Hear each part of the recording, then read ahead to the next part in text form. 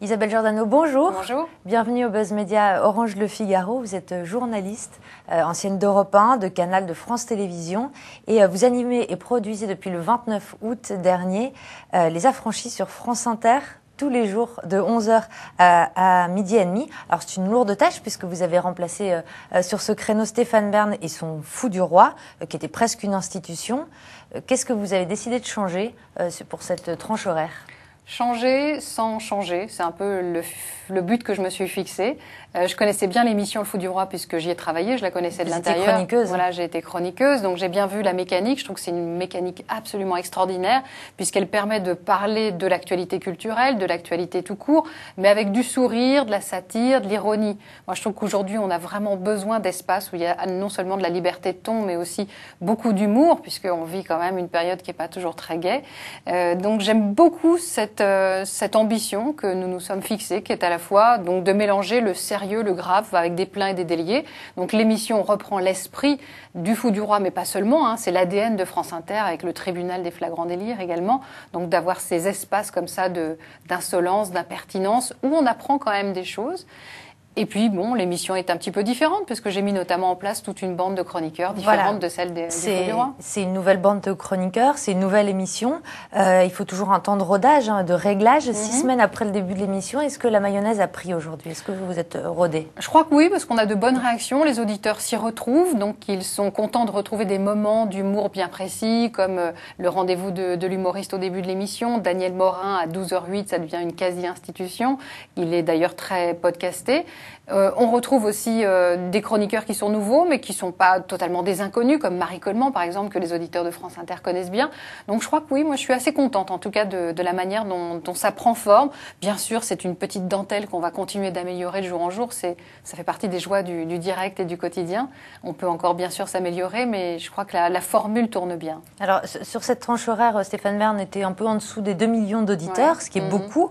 Quel est votre objectif, justement? C'est de maintenir ce nombre d'auditeurs? Quand on est numéro 1, on a envie de rester numéro 1. On veut surtout pas passer numéro 2. Donc, sur la tranche notamment de midi, midi et demi, il y a un enjeu qui est très stratégique. Il faut rester numéro 1. On est première radio de France, donc je vais tout faire pour le rester.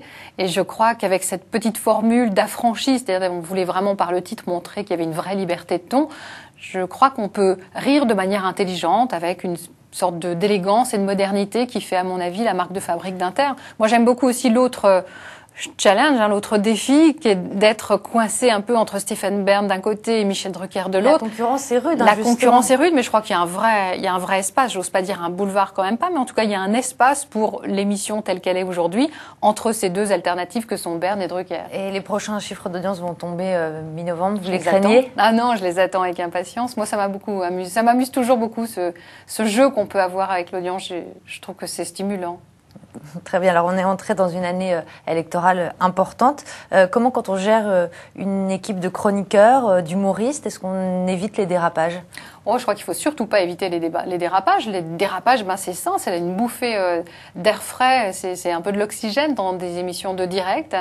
Notre tradition d'impertinence et d'insolence fait que les dérapages existent, mais je fais confiance à mon équipe, ils sont suffisamment expérimentés et intelligents pour faire des dérapages qui sont contrôlés, qui sont intelligents, qui sont subtils et qui ne sont pas ni graveleux, ni vulgaires. Voilà, je crois que le principal, c'est d'éviter les gros sabots et la vulgarité. Je crois pas que ce soit le cas dans Les Affranchis.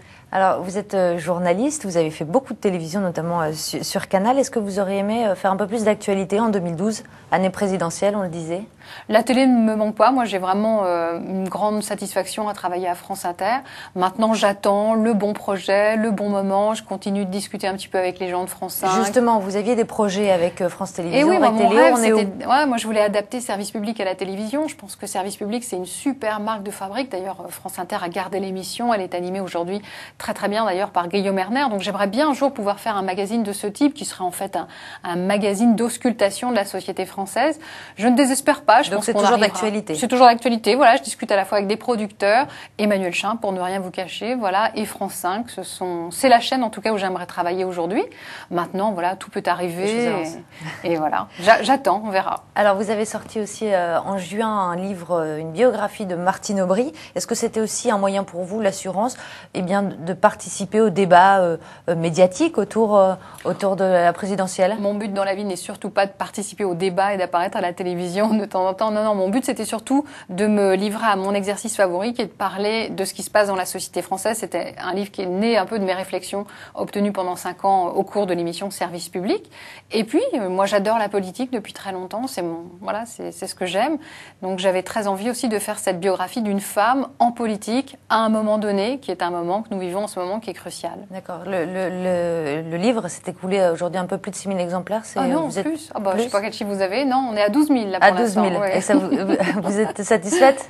Oh oui, en même temps, c'est pas fait pour être un best-seller. Martine Aubry fait partie des personnalités les plus détestées dans le paysage politique. Donc c'est pas fait pour être un best-seller. C'est vraiment fait pour essayer de comprendre ce qui peut se passer dans la tête d'un personnage politique. Très bien, Isabella Giordano, merci beaucoup. Merci. Merci d'être venue au Buzz Media et on se retrouve demain avec un nouvel invité.